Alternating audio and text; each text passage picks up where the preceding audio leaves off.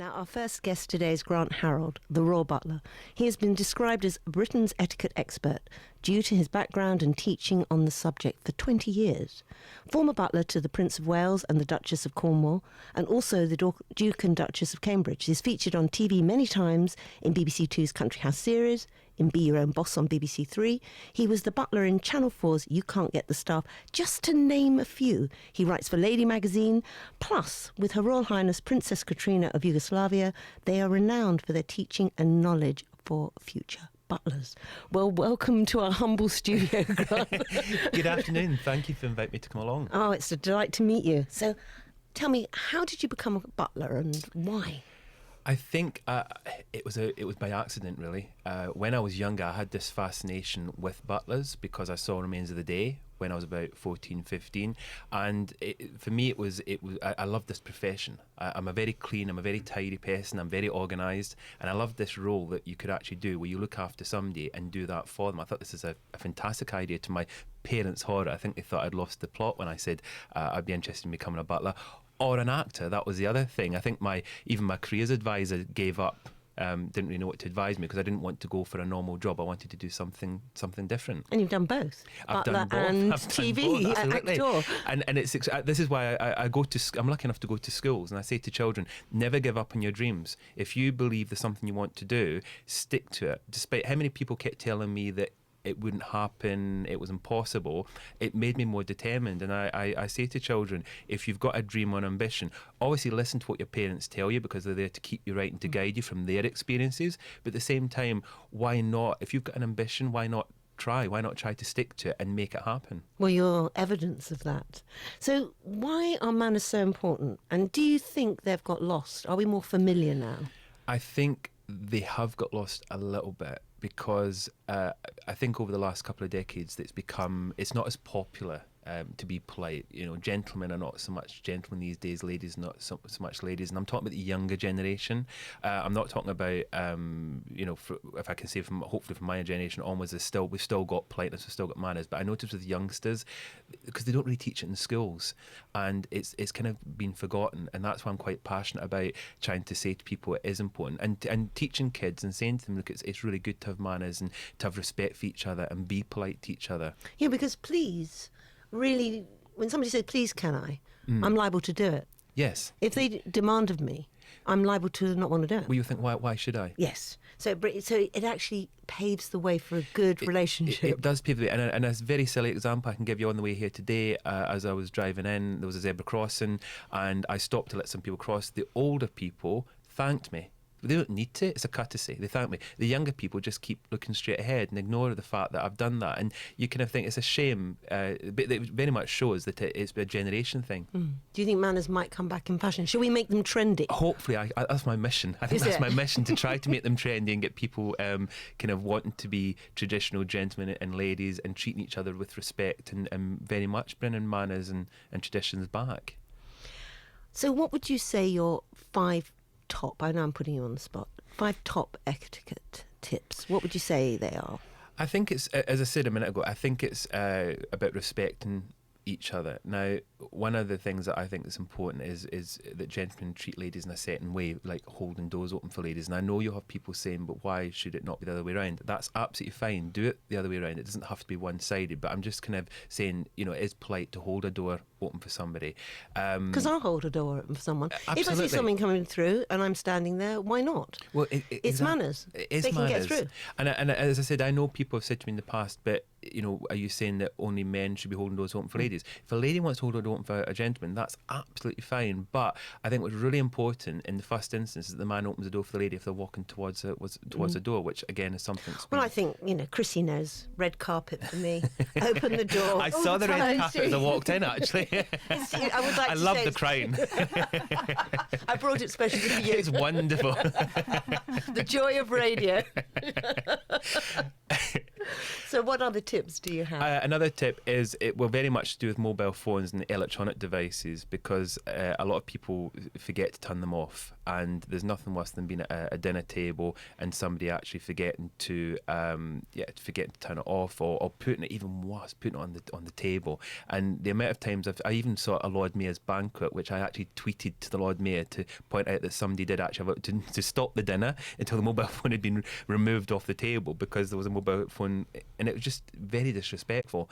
But people automatically do it, and I don't think it's done intentionally. I think, you sit down, if your mobile phone's in the pocket, you take it out, you put it on the table, because you think, I'll put it somewhere it's safe. But the idea is that you either put it in a jacket pocket, leave it in the car, and make sure it's switched off. Well, it's this 24/7. We've got to be caught at any time, any moment. And actually what you're saying is manners is where you are. Be where you are. Yes. And especially at a meal. Yes. Be conscious that you're at a meal, you're not available to check your tweets. Yeah, exactly. And look at your messages. Exactly. And I think that's what you've got to do. And another etiquette tip I say to people is that when, again, back in the dining room, one of my favourite rooms, of course, is if somebody walks into the room where you're sitting there, and I don't mean in a restaurant, because this is a bit confusing, if it's an actual meal, it's always nice for the gentleman to stand up. Again, it's a very old-fashioned tradition, but again, it is one of those old etiquette rules. It's just quite nice to see that when a gentleman stands up and helps a lady to the chair.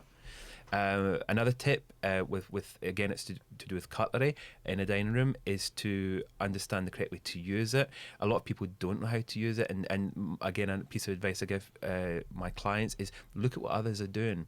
And always start from the outside in. Start from the outside, work your way in. You can't go wrong. Let's hope that the cutlery has been laid correctly. Well, if it's not done by myself, I very much doubt it, but we can be hopeful. You are a stickler. I am. But it's great. Do you know, Detail. I wouldn't say, if you invited me to your home, I would not say anything to you. I would not make a comment. Yeah, but I'd be already in preparation. I'd be going, now, Howard Grant, have I laid that? And is the glass on the right side? Is it with the fork, or shall I put it with the knife? And is the serviette in the great? Not serviette, by the way. But moving and on. how would you call it? Napkin. Would you? It's a napkin. Oh. The reason being, a lot of people say serviette, and serviette is something that a butler would use for the wine, where a napkin is, whether it's paper or linen, it's always referred to I've been as a told, napkin. Chrissie. I told you I was going to learn. You see, it's all about, you get it, you're going to learn it. It's the first clanger. I love a clanger. I love a clanger. I've made a few, definitely. And another thing with again in a restaurant is a lot of people make the mistake, and it's younger people do it, is what I call the cement mixer. And that's when they sit there and they're eating and talking at the same time and not closing their mouth. And, it's not a very nice sight for everyone to see. And I'm regularly kind of on my social media reminding people that it's not something that you do. I remember I had a teacher and trying to eat peas with a fork. Not good. It's not easy. Not easy. But you had to.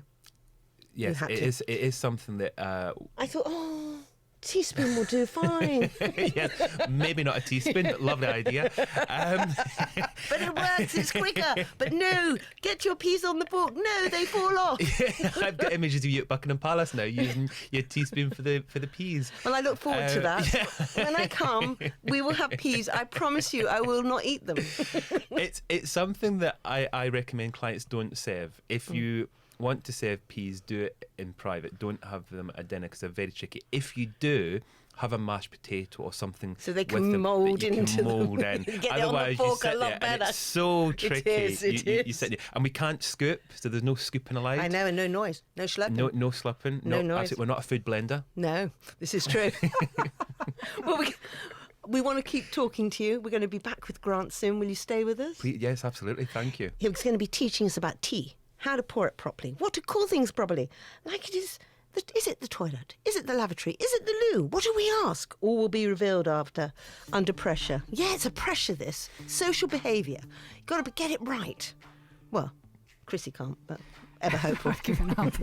I've given up. I'm just keeping very quiet.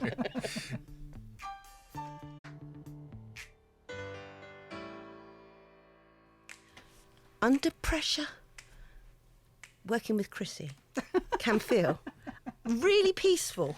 Never under pressure, Chris. Never under pressure. You saved that just in time. I did. That was Queen and David Bowie, Under Pressure. And now we're back with the Royal Butler, Grant Harrold. And we're going to talk tea. I brought my tea service in. I brought it out of the attic Very shiny. Is it not, Grant? It's a very shiny tea service. It's very. I'm very impressed. I'm very honoured. I can't believe this. It's This purely is for very, you. This is wonderful. This is very regal treatment. I know. Well, you have worked with Prince Charles, so therefore, what could we do but bring this in today to say we are mixing with near one step away from royalty this morning?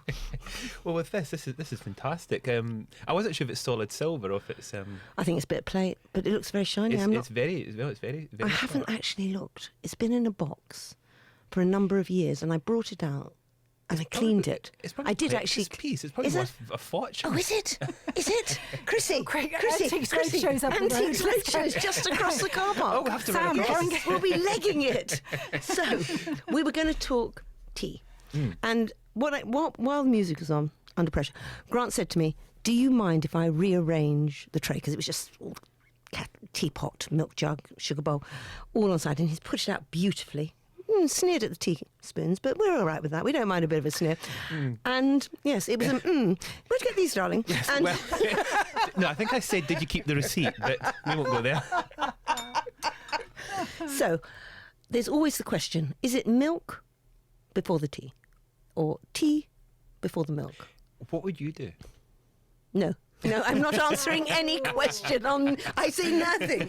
The fear of incrimination, of failure. I'll make it very simple. If you're downstairs staff, you'll put the milk in first. If you're upstairs, aristocracy, you'll put the milk in after. Obviously, I only put the milk in after. I knew you were going to say that. I knew you were going to say Do you know that. why? No, but seriously, I do. And do you know why? It's not particularly because I know this, but it's because I like to get the right amount of milk for the colour of the tea. And if the tea's too weak, I know it'll drop. If the tea's really strong, I want a bit more. Which can make sense, and there's tea experts that would also tell you that doing it one way or the other can affect the flavour of the tea. Now, that's So- what I wanted to know. which- Is that true? Well, I wouldn't say I'm a tea expert. I prefer what you just said. I like putting in after because then I can judge the strength. I think that's also what I think the tea experts probably prefer that way round as well, I think. But historically, there's a very simple reason that if you were in these wonderful, huge old country houses and you had the downstairs and the upstairs, the downstairs staff would have those clay mugs that possibly could crack under the heat of the tea. So they had to put a drop of milk in first to cool it. Upstairs, they had this wonderful, thanks to Josiah Spode, there's this wonderful new invention of fine bone china, which could sustain, it's got animal bone in it, and it could sustain the heat. That's not fine bone, but it's fine. It's as I said, I'm sure you've got the receipt somewhere, so it's fine. That was my great grandma's tea lovely. service. It's very smart. That is special. I love this tea service. No, it is very smart. Look, the tea service itself has passed the butler. The butler. So wait, sorry. We're back I'm to also bone to worried. bone. I'm also worried. I think these are coffee spoons, but let's not Yeah, tell they anyone. are. They are. I did wonder. They are for I thought- the little yeah, version of cups. Yeah, but they're lovely. They are. Nobody will know. Let's keep it to ourselves. Listen, it was We won't 6 tell o'clock this anyone. morning. Obviously not a good time to put the tea set together. You probably would have gone, oh my God, the right spoons, 6 o'clock in the morning, it doesn't matter, it's got to be correct. But can I say, Yes. in your own home, and this is what I always teach, even though I teach people the correct way of doing it, in your own home, there's nothing to say that that's wrong. Even if you use the wrong spoons, why is it the wrong spoons? In your home, that's how you might want to do it. Well, it's because really they're tiny for the size of the cup, and That's you want fine. a tiny spoon for a tiny cup. That's what And really of course, the thing traditionally, is. cups were a lot smaller than Yes. cups are today. Yes. So, I mean, one of the modern cups, you really want that next You'd step. lose it, you'd burn you your would probably fingers. lose it. You probably, if you put it in the cup, it would disappear. Gone. It would be gone. But it's for this, it's perfect. It's very smart. So you would demonstrate, because you're going to pour us a cup of I tea, am. aren't you? We're actually going to officially have a cup of tea poured. Sam, quick, take a photo. We're having a cup of tea poured. It'll It'll never happen. Butler. By a Butler. It will never happen again in this studio. It's a moment of This is the moment fabulousness. I've been waiting for all my life. Yeah, but you're not getting the tea. It'll never happen again. Can I just say, it's a very good pourer. It is. I'm very impressed. Yes, because it's got the little dragon face, Yes, hasn't because it? some of them don't. Some of them can be a disaster. And then You they end up- go everywhere. Well, you have the tea everywhere. Yeah, and not nice. It's not a good thing. Would you like some milk? I would, actually. So now, obviously, I'm going to put the milk in after the tea. Do you want just a drop? Just or a smidgen. smidgen? Do you like that, Chris? Smidgen. Smidgen. Just a Oh, I love smidgen, that. yeah. Just a spoon, please. And And now I'm not having sugar. no sugar. Yes. Do you like the tongs? The tongs are lovely. Yes, They EPNS, passed it, yeah, lovely. They passed. the test, yeah, They passed. Okay. EPNS, I think. But Yeah. But, better than... Right, moving on. So, we'd love to have you on the show for hours and hours because there's so many questions I'd love to ask you, and I know our listeners would, but we always run out of time. No, I know. Just one thing you mentioned, yes, if it's loo or toilet, Yes. always loo, I thought so. never toilet. See, I told you, Chrissie. Oh, right. Okay. Yeah. We've been having bets, you see. And Who's winning? supper, lunch, dinner. Supper's your kind of very late meal. Dinner you'd have around about 8ish, and lunch obviously about midday. Okay. Right. So now we're clear. We're clear. We're clear. Do you want to go and lay the table? Yes. Okay. So how can people get in touch? Because if they wish to become a butler, this is something they can contact you about. They can, because I work with Blenheim Palace, and we've got a Royal School of Butlers, which I teach with Princess Katerina. And so if people would like to become a butler or interested in know more about the etiquette classes, they can either go to my website, which is very easy. It's theroyalbutler.co.uk. I'm on social media under The Royal Butler as well. Or finally, if you go to the Blenheim Palace website, there's also a page there now about the Royal School of Butlers as well. So it's quite easy to find me. Or just Google The Royal Butler and you'll find me one way or another. Thank you so much for coming in. There was so much I wanted to ask you all the goss, but I felt it wasn't quite appropriate. Another time. Another time. So thank you so much for joining us today. And you're listening to us, Livvy and Chrissie, on BBC Radio Bristol. Headlines coming up.